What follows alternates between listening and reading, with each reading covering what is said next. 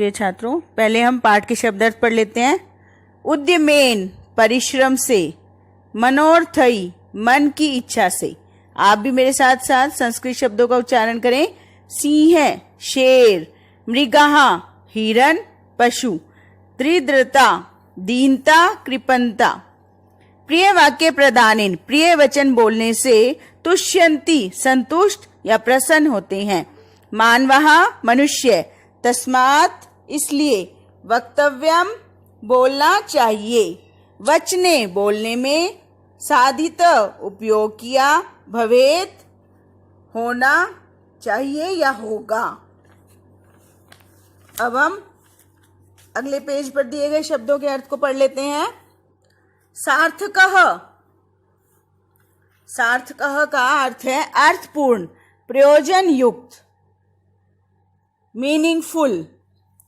काकः कौवा, कृष्णः काला, पिकः कोयल, पिट काकियो, कोयल और कौवे में। प्राप्ते आने पर, गच्छन जाता हुआ, पिपलकः, पिपीलकः, पिपीलकः नरचीटी और पिपीलिका होती है मादा चींटी।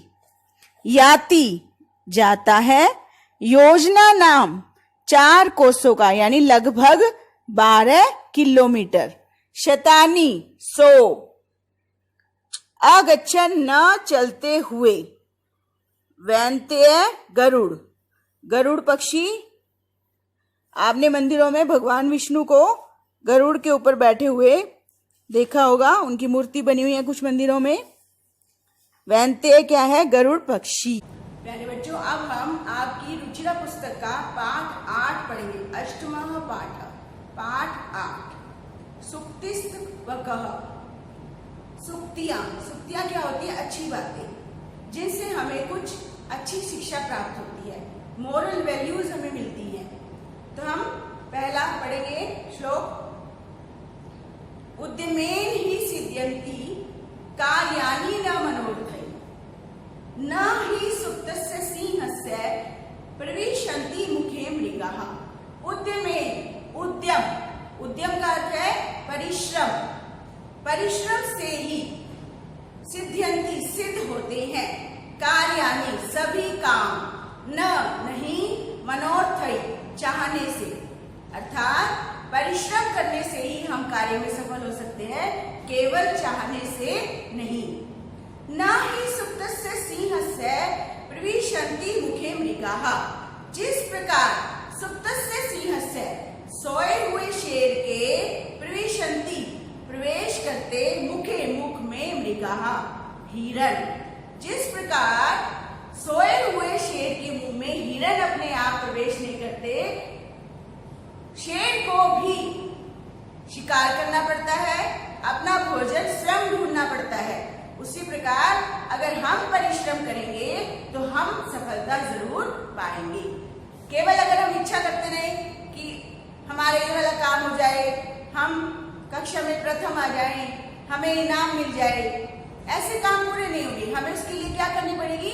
मेहनत। तो यहाँ पर देखिए, कार्याणि, यहाँ पर बहुवचन शब्द है।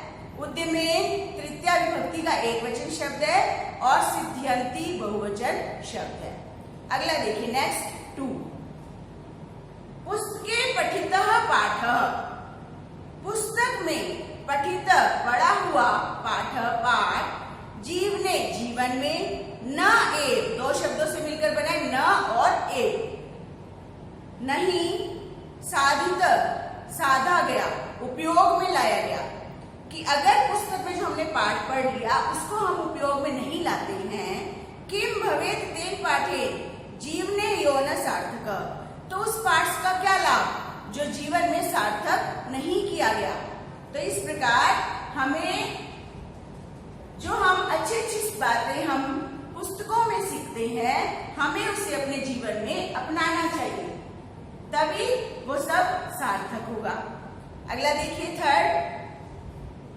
प्रिय वाक्य प्रदानेन सर्वे तुष्यन्ति मानवाः। प्रिय वाक्य प्रदानेन का अर्थ है प्यारे वचन, मीठे वचन, मधुर वचन बोलने से सर्वे सब लोग तुष्यंती प्रसन्न होते हैं, संतुष्ट होते हैं, मानवः सब मानव। अगर हम किसी के साथ मीठा बोलेंगे तो उसको बड़ा अच्छा लगेगा। तस्मात् प्रियम ही वक्तव्यम, इसलिए प्रियम प्यारा मीठा ही वक्तव्यम बोलना चाहिए। वचने का दृढ़ता, बोलने में क्या कंजूसी, अच्छे वचन बोलने में क्या कंजूसी, इसलिए हमें सबके साथ मीठा बोलना चाहिए, मधुर व्यवहार करना चाहिए।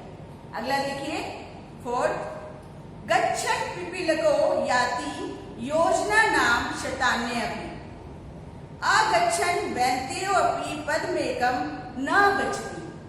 गच्छन् चलता हुआ, जाता हुआ, जैसे आपने चीटा देखा है, नर चींटी, नर चींटी क्या होती है? चीटा। तो आपने जिस प्रकार चींटी को, नर चींटी को देखा है चलते हुए, धीरे धीरे चींटी चलती रहती है और थोड़ी देर बाद हम देखेंगे वो इतनी दूर तक पहुंच गई है। तो इसमें क्या बताया गया है? चलती हुई नर चींटी याति योजना नाम शतान्य अपि, कई योजन तक, 100 योजन तक भी पार कर लेती है, लेकिन अगच्छन् न चलता हुआ, वैन्ते क्या होता है? गरुड़। आपने विष्णु भगवान की जब कभी मंदिर में मूर्ति देखी होगी तो आपने उनके नीचे गरुड़ जी देखे होंगे, पक्षी के रूप में, जिस पर विष्णु भगवान बैठे हुए। तो गरुड़ भी जो सबसे तेज दौड़ सकता है, उड़ सकता है, अगर वो एक कदम पद्मेकम का मतलब एक कदम ना चले तो वो बिल्कुल आगे नहीं बढ़ सकता। तो इस प्रकार आगे चलने से ही हम आगे चल सकते हैं, रुका हुआ आदमी आगे नहीं बढ़ सकता। अगला देखिए नंबर 5, काका कृष्ण पिका कृष्ण को भेद पिक काक्यो। कौवा भी काला होता है, आपने कौवे को देखा होगा काम काम करते हुए, और पिका कोयल भी काली होती है। को भेद पिक काक्यो, कोयल और कौवे में क्या भेद, क्या अंतर? वसंत समय प्राप्ति, जब वसंत ऋतु आती है, चारों ओर हरियाली छा जाती है, काका काका पिका पिका, तब सबको पता चल जाता है कौवा कौन सा है और कोयल कौन सी है। कैसे? मधुर स्वर से। कौवा बोलता है बड़ा कर्कश स्वर में काव काव, और कोयल बड़े मधुर स्वर में गाती है। तो सबको पता चल जाता है कि कौवा कौन सा है और कोयल कौन सी है, इसलिए हमें भी मधुर बोलना चाहिए। तो प्यारे बच्चों, आप ये सारी सूक्तियां, सारे श्लोकों को पढ़ लीजिए, समझ लीजिए और उसके बाद अभ्यास कार्य कराएंगे। प्यारे बच्चों, अब हम पाठ 8 का अभ्यास कार्य करेंगे। तो यहाँ पहले में आपको जो आपकी बुक में दिया उसमें श्लोकों को आपको अच्छी तरह से गाना है। दूसरे में है श्लोकों के अंशों को जोड़िए, हमने मैच करना है। तो पहला देखिए, तस्मात् प्रियम ही वक्तव्यम, इसलिए मीठा बोलने चाहिए। वचने का दृढ़ता, मीठा बोलने में क्या कंजूसी, यह है नंबर 1। गच्छन् पिपलको याति, चलती हुई नर चींटी, योजना नाम शतान्यपि, 4 कोस तक चली जाती है, यह है नंबर 2। प्रिय वाक्य प्रदानेन, प्रिय वाक्य बोलने से सर्वे तुष्यन्ति जन्तवः, सारे मनुष्य जीव जंतु प्रसन्न हो जाते हैं, यह है नंबर 3। किम भवेत् तेन पाठेन, उस पाठ को पढ़ने से क्या लाभ? जीवने यो न सार्थक, जो जीवन में सार्थक नहीं किया गया, यह है नंबर 4। काका कृष्ण पिकः कृष्ण, कौवा भी काला कोयल भी काली, को भेदे पिक काक्यो, फिर कोयल और कौवे में क्या भेद, यह है नंबर 5। अब हम प्रश्नों के उत्तर लिखेंगे। नंबर 1, सर्वे जंतवः केन तुष्यन्ति, सभी जीव जंतु किससे प्रसन्न होते हैं? तो इसका उत्तर है प्रिय वाक्य प्रदानेन, मीठे वचन बोलने से। दूसरा है पिक काक्यो भेद कदा भवति, कोयल और कौवे का भेद कब पता चलता है? वसंत समय, वसंत ऋतु आने पर।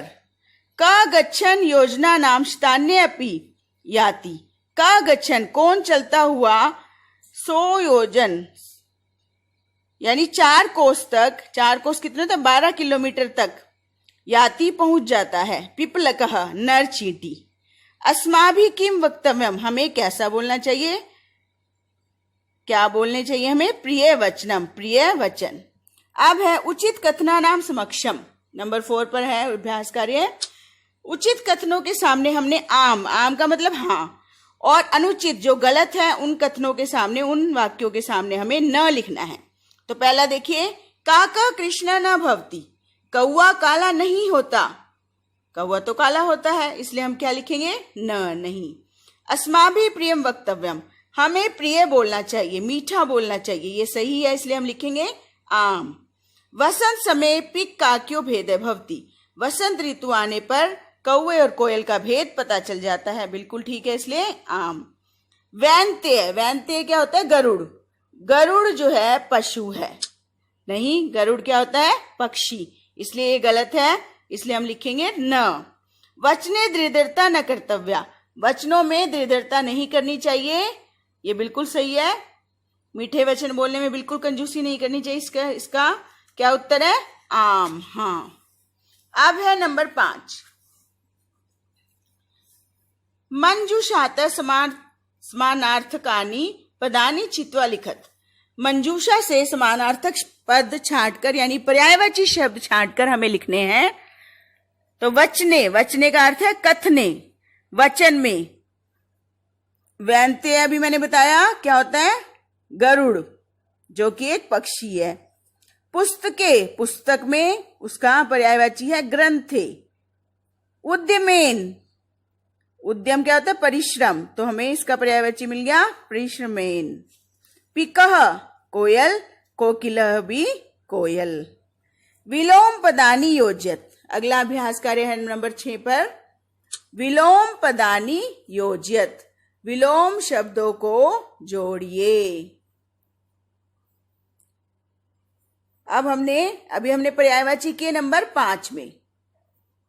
अब हम करेंगे विलोम शब्द। विलोम शब्द क्या होता है? उल्टा अर्थ बताने वाले। और पर्यायवाची क्या होते हैं? समान अर्थ बताने वाले। दोनों में फर्क ध्यान रखेंगे। समानार्थक पर्यायवाची शब्द एक जैसे अर्थ बताने वाले, और विलोम शब्द उल्टा अर्थ बताने वाले। तो सबसे पहले सार्थकः, सार्थक, इसका क्या विलोम शब्द है? निरर्थकः। सार्थकः, निरर्थकः। कृष्णः, कृष्णः का अर्थ है काला, और श्वेत का अर्थ है सफेद। कृष्ण का अर्थ है काला और श्वेत का अर्थ है सफेद। तो काला सफेद इसका एक दूसरे के विलोम शब्द है। अनुक्तम,